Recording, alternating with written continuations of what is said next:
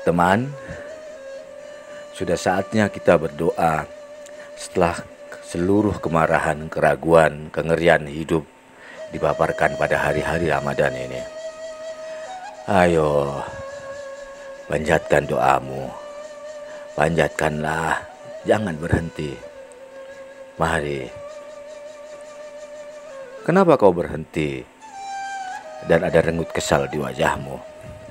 Apakah doamu tak dapat balasan? Atau sudah lama doamu seperti sia-sia, seperti meludah ke langit lalu jatuh ke wajahmu sendiri? Kau tahu, berdoa itu seperti mengetuk pintu. Kau datang pada alamat, kau berhadapan dengan pintu, lalu kau ketuk sekali. Tidak ada, kau ketuk lagi, tak ada jawaban juga. Mungkin kau dengar ada sedikit suara dari rumah itu. Kau ketuk agak keras atau lebih keras, tetap tak ada jawaban. Kau kesal, aku juga. Apalagi yang kau ketuk adalah pintu Tuhan yang maha mendengar, maha awas. Bahkan pada suara semut di tengah bisik pementasan heavy metal sekalipun ia maha mendengar. Kenapa Tuhan tidak menjawab doa? Bukankah ia maha mendengar? Teman, pernahkah kau sakit dan pergi ke seorang dokter untuk berobat? Kau datang pada dokter, ia periksa, ia sedikit manggut-manggut, lalu ia bilang, kau harus istirahat, tak boleh lakukan apapun. Kau yang merasa sakit sangat, demam yang parah dan mata berkunang-kunang mungkin bertanya, dokter, tidakkah kau sebaiknya memberikanku obat? Dokter itu tersenyum dan menggelengkan kepalanya. Tidak, kau harus istirahat. Itu saja. Kau masih penasaran? Dokter, serumu dengan nada tinggi. Aku sakit, aku yang merasakannya. Tiap hari menderita, makanya aku datang padamu agar mendapatkan obat. Kenapa begini jawabannya? Dokter itu menjawab, mungkin juga dengan nada tinggi. Akulah dokternya, bukan Anda. Akulah yang tahu kapan memberimu obat, kapan membiarkanmu. Pulanglah. Kau mungkin marah saat itu. Kau lemparkan uang bayaran dan menutup pintu dengan membantingnya. Teman, saat kau dan aku berdoa padanya, dialah Tuhannya. Kenapa kita memaksakan jawaban? Lagi pula, jika kau sudah tahu jawabannya, kenapa kau meminta padanya?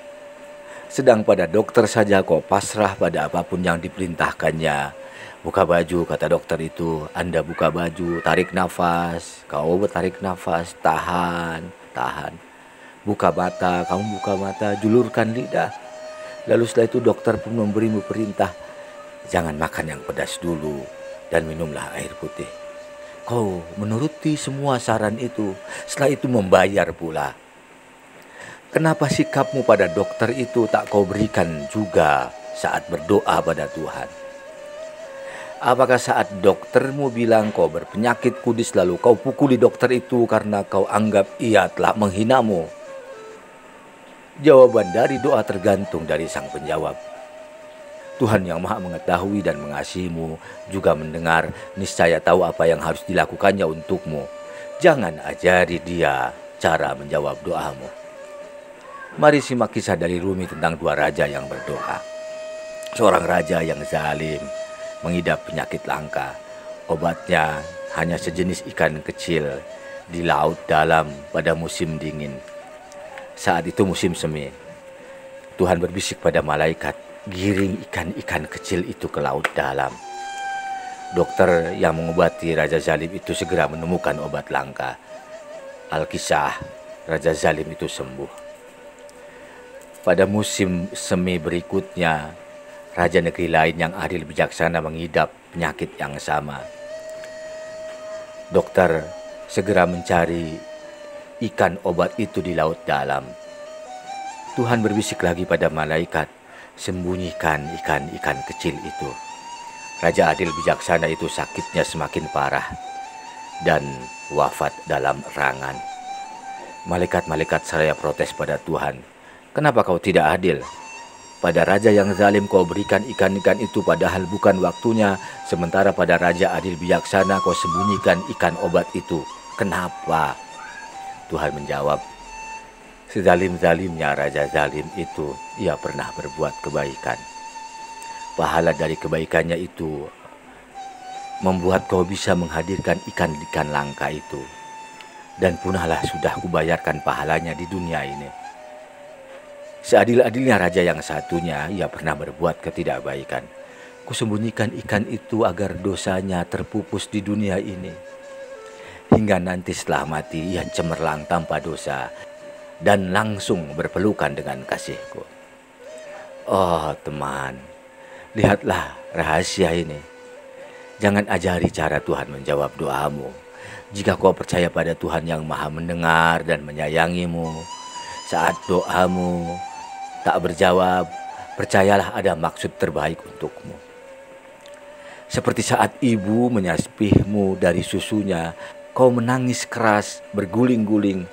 Itu bukan karena ibumu benci padamu. Ibumu ingin kau mandiri. Ibumu percaya kau bisa mandiri. Mungkin Tuhan kali ini percaya kau bisa menghadapi semuanya sendiri. Mungkin Tuhan ingin melihat bagaimana kau dan aku menggunakan nikmat yang selama ini diberikannya, digunakan untuk menyelesaikan semua masalah ini. Mungkin sebenarnya tak ada sakit apa-apa, hanya perasaanmu saja.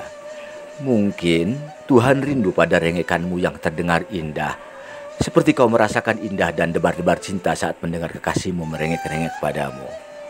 Bukankah kau membiarkan kekasihmu itu merajuk dulu, baru kau peluk ia dengan mesra? Mungkin. Yang pasti, ma wadda'aka rabbuka wa ma qala. Tuhanmu tak meninggalkanmu dan tak juga membencimu. Mari berdoa.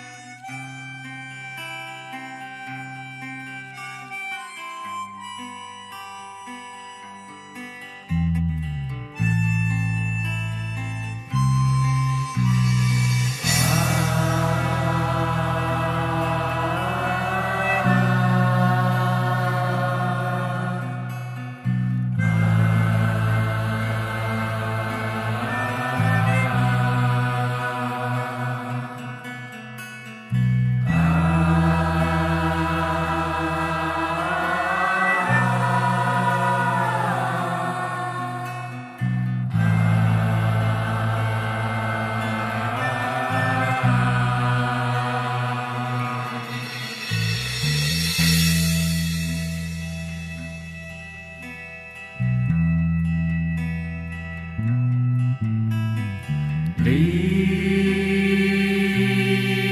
tanah ini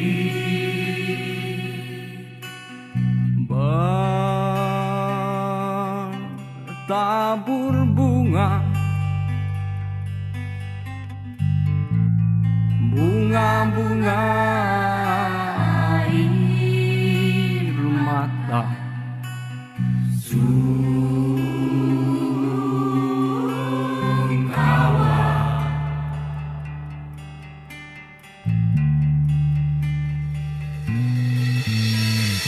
Di negeri ini